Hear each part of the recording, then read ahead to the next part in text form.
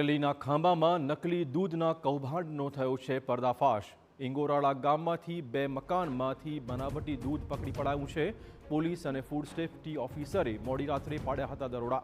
220 litre શંકાસ્પદ દૂધ, 214 kilogram દૂધનો પાવડર કબજે કરાયો છે। દૂધ બનાવવા માટેનું 43.4 કિલો વનસ્પતિ તેલ પણ પકડી પડાયું છે। દૂધના જથ્થાનો નાશ કરી સેમ્પલ લઈને તપાસ માટે મોકલી અપાયા છે।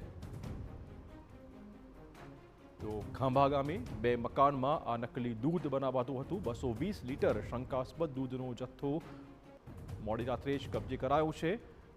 સેમ્પલ લઈને લેબ તપાસ માટે મોકલી અપાયા છે। હાલમાં કાર્યવાહી થઈ રહી છે। નકલી દૂધ કૌભાંડનો પર્દાફાશ કરાયો છે। રહેણાંક મકાનમાં આ નકલી દૂધ બનાવાતું હતું। વનસ્પતિ ઓઇલનો જથ્થો પણ કબજે કરાયો છે। દૂધનો પાવડર પણ કબજે કરાયો છે।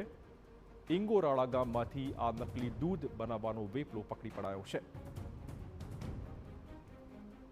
આ દૂધ ક્યાં ક્યાં સપ્લાય થતું હતું તે મુદ્દાની પણ હાલમાં તપાસ કરવામાં આવશે।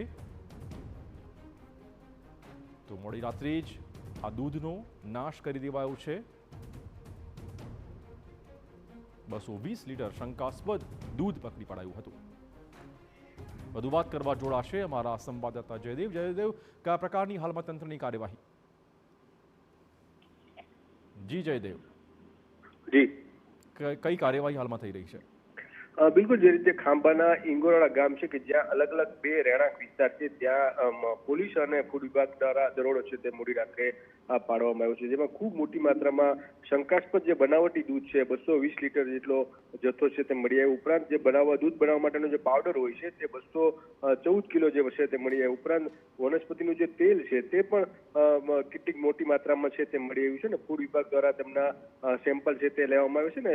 જોકે દૂધ જે રીતે પ્રાથમિક જે રિપોર્ટ આવ્યો ત્યારબાદ તેમને તાત્કાલિક ત્યાં દૂધનો મોટા પ્રમાણમાં નાશ કરવામાં આવ્યો છે। પોલીસ દ્વારા જાણવા જોગ છે તે પણ નોંધ કરવામાં આવી છે। જે રીતે સૌથી વધારે જે રીતે અગાઉ પણ આ વિસ્તારમાં ખાંભા વિસ્તારમાં આ પ્રકારના બનાવટી દૂધનો ખૂબ મોટા પ્રમાણમાં જથ્થો છે તે ભૂતકાળમાં ઝડપાઈ ચૂક્યું છે અને ખાંભામાં એક મોટું આખું નેટવર્ક આ પ્રકારનું ચાલતું હોવાનું પણ સૂત્રો પાસેથી જાણકારી માહિતી મળી છે। પોલીસ હજુ પણ વધુ તપાસ કરશે તો કેટલીક જાણીતી ડેરીઓ પણ શંકાસ્પદ। પણ જયદેવ, કયા લોકો વિરુદ્ધ હાલમાં કાર્યવાહી થઈ છે? કોઈની અટકાયત શક્ય બની છે?